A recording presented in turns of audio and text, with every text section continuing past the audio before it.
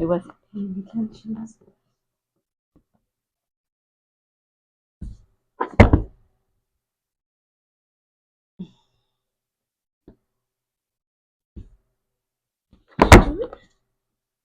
You did it again.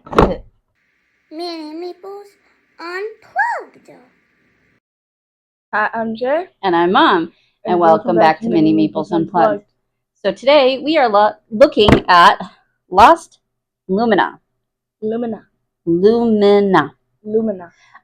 So this is from Dronda Games and Board Game Circus with the, oh gosh, these designers and artists. I'm not going to be able to pronounce these names. Yeah. Okay, yeah. So, I can't either.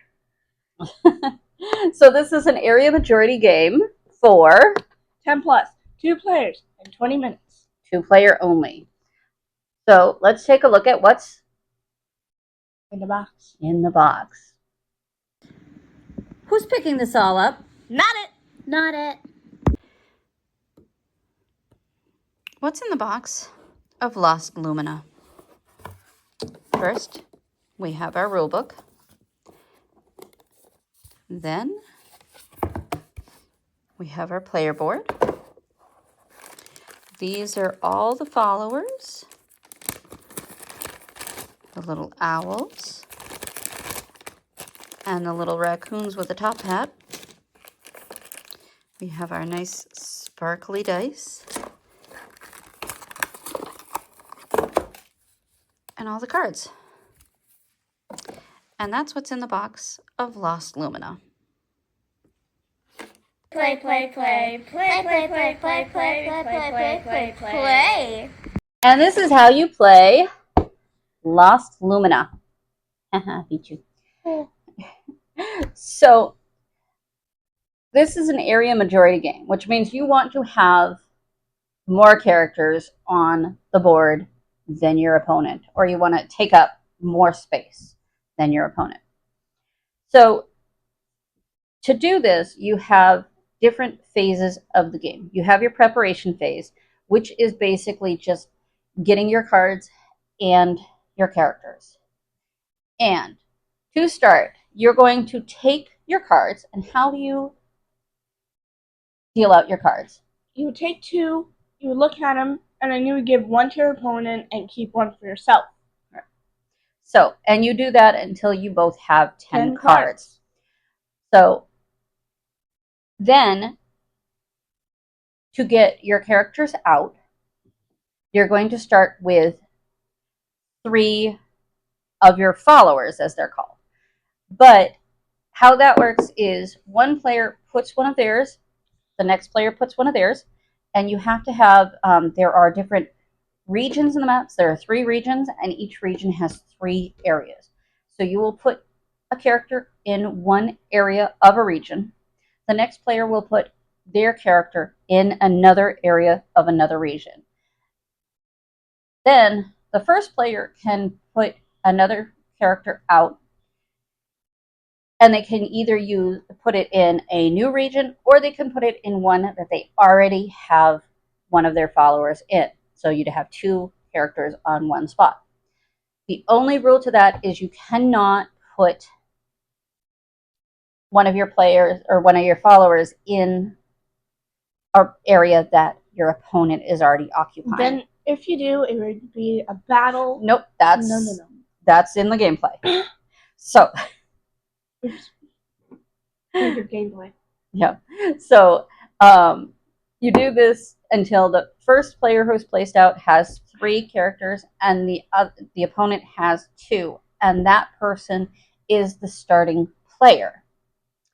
And then you go to the gameplay of this game. So you will first play a card, and your card has battles and action numbers on them. So there's a spot that has a bear paw or some type of animal paw that has a number in it, and underneath it is a scroll that has another number. The number in the scroll is how many followers you are going to put on the board. Yes. You can either place new followers out, or you can move followers to another region. So each number, let's say it's a number 3, you could put a total of 3 new followers out in the region anywhere that does not have one of your opponent's followers. Or you can use one of those turns or actions to move your followers to a new area or a new region. Mm-hmm. So what will happen is you could, if you had 3, you could place 2 in an area, and then you can move all of them to a new area. So if you have a group of 5, you can move all 5 followers to a new area. If it is an area that you are moving to that has one of your opponent's followers or any number of opponent's followers, you are now creating a battle, which It's the war of raccoons and owls. and if somebody were to move to an area to start a battle, they are now the attacker and the opponent is the defender. And how do you do a battle? Where you would take, so both of you would take a card from your pile, put it face down on the table, count down from 3 to 1, and then flip it at the same time and pray you have the bigger number. Yeah. So you're each placing out a card. Yep. Now you would be using your battle number to see who has the higher battle number. The cards also have different actions on them, and you play them in that turn. So there's like an eye type symbol. There's, I think, a lightning bolt, a dice roll, a sword. So if one player's card has an eye, which is first, there. An eye. That's okay. It's an eye, a lightning bolt, dice, a sword, and then a racer's flag. Yeah. The So, checkered pattern flag. yeah. So if the one that has like an eye is highlighted before the dice, That means they go first. that player who placed that card gets to do their battle action first. And it might be something that tells them to do something. They could take off another, like somebody's follower from the board. It could be a situation that the battle numbers are switched. So if they had a lower battle number, they're now switching with the opponent, so they actually have the higher battle number.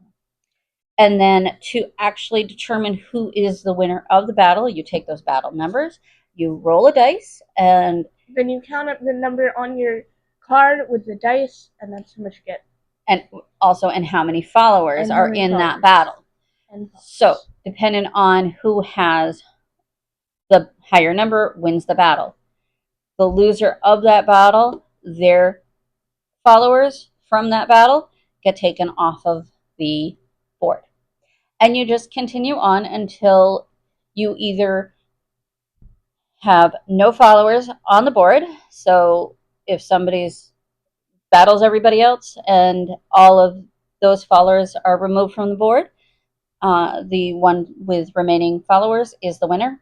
Or if you run out of cards, that triggers endgame. that is the end game trigger, and then you would count up points based on how many followers you have left in or on the board. And that would be dependent on, again, how many followers there are. And then there are some added bonuses, like if you have the most followers in a region, then you get double points for those followers. And that is how you play Lost Lumina. Lost Lumina. Our life is what our thoughts make it. So this is what we thought of Lost Lumina. Lost Lumina. So I liked it. It was really cute. But I have to say, I think my favorite thing of the game is Animals. the artwork, animals. I mean, so cute. I'm playing as an owl, so I can't be mad at it. playing as an owl here. Owl. Really tattoo as an owl. Yeah. But it's, and I don't know if it's just because it was meant to be a quick game or if it's just lacking something as a whole. But it's, it does not give me an overwhelming feeling of huge success when we play. I will win the game, but I don't feel like I really accomplished as much. So it's not one that I'm going to say I'll never play again. I probably will because it is quick and easy to get out. But there's not a lot of strategy to it, which I really like in a game, to have something that is going to, like a cause and effect. Yeah, like you did this and now that happened. Right. Or, something that is going to make me have to stop and look and say, okay, I need to accomplish this. And to do that, I need to make sure she's not going to do this or try to work it out. And this game did not give me that at all. Yeah. Was it fun? Kind of. Mm-hmm. Is it a game we're going to pull out often? No. No. It's...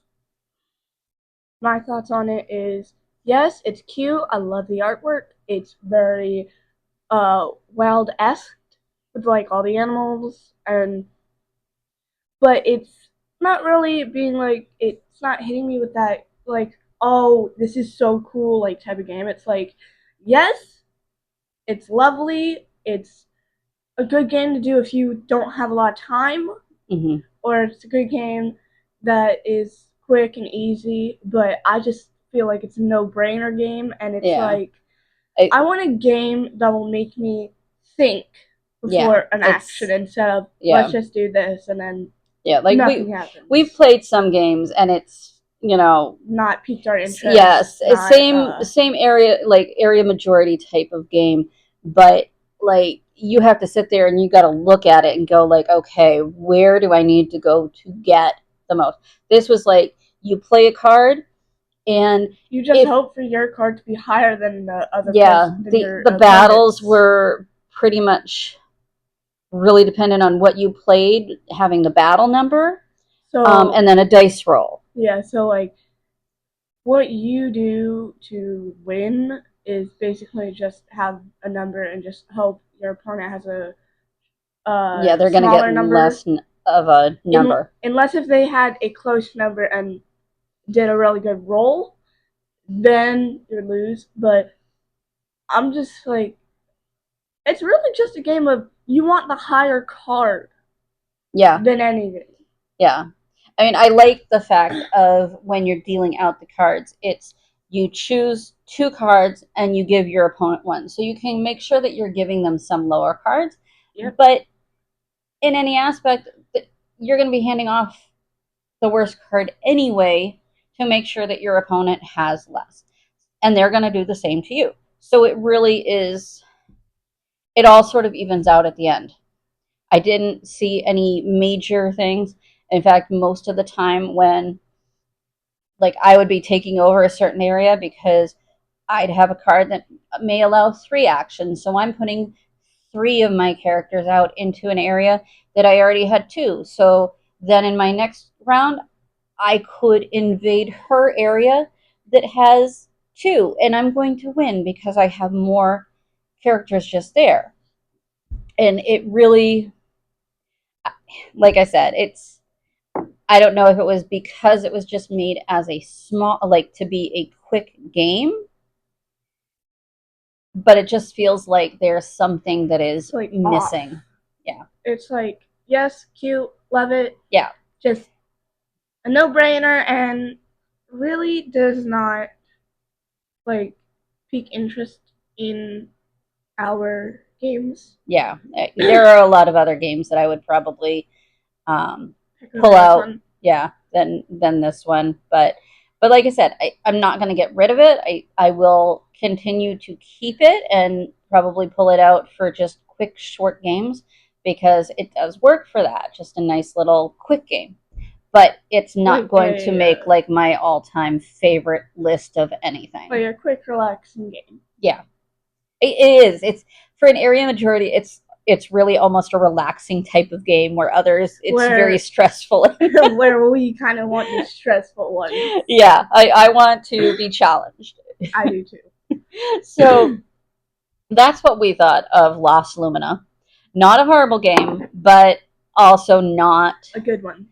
The best. So if you have any thoughts, if you've played it, I would love to hear what you thought of it. If you are enjoying our content, like, comment, and subscribe. Subscribe. Beat you.